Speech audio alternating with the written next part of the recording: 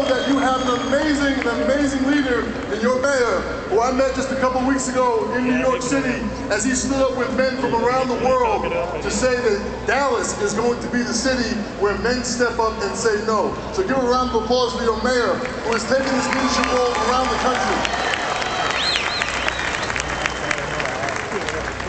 I want you to know something about today. It's an amazing day. This is an amazing moment.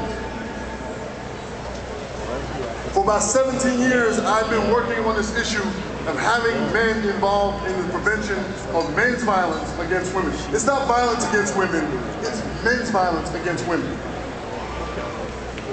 We call it a women's issue. You know what that means? It's their business, it's their responsibility to take care of it. You know what the reality is? It's our issue. We are the perpetrators. It's our issue. It stops when we say it stops. It's our responsibility.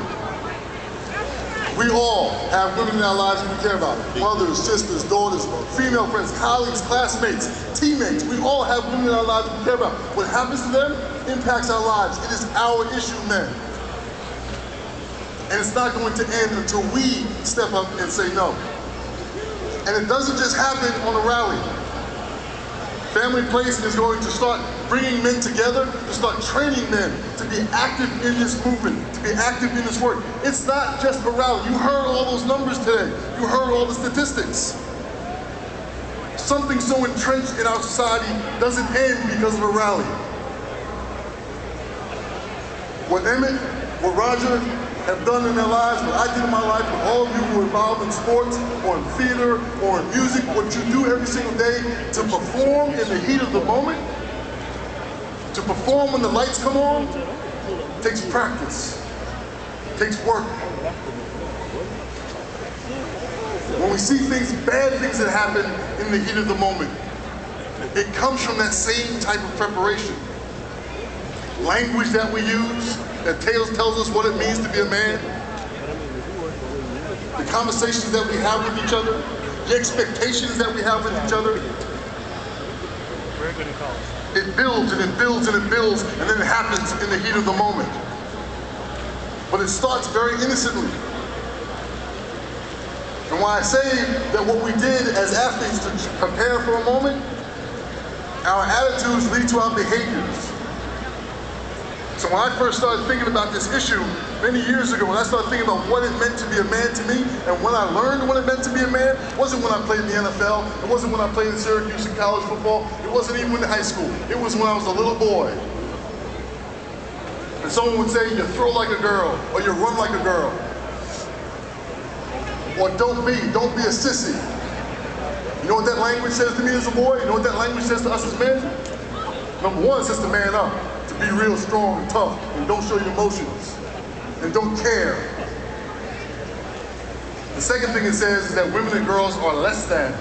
It would not be an insult otherwise. Think about how many times we challenge each other, men. I don't care if you're playing golf. Guy leaves a putt short, what do they say? Is your husband gonna come out and finish it off for you? How many times do we use that kind of language that says that women and girls are less than? If you believe that another group of people are less than, you're less likely to stand up for them when there is a joke. She's more likely to be a piece or some or it. If she's it, she don't matter. We men do this to each other every single day. And we men have the ability to end that.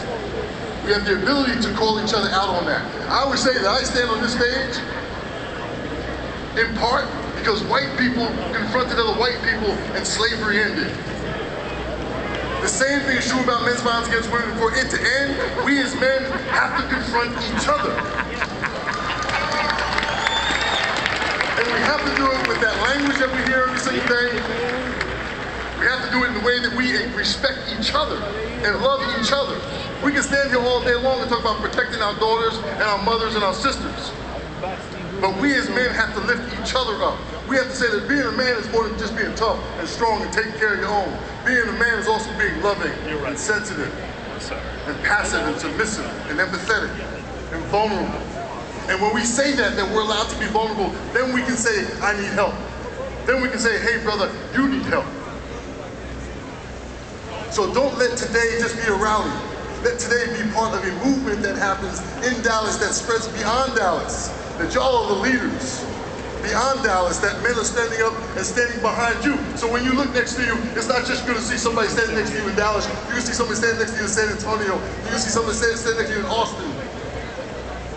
So that you, in this day, in this crowd, start to spread this message. And all those people in the back, all those tables, I mentioned Family Place, who are doing this work, don't let this be just one rally, one day. Continue this work, continue this movement, and know that people like myself and the mayor and other people are spreading this word beyond this day. So thank you all very much. Have a great day. God bless you. And let's do this now.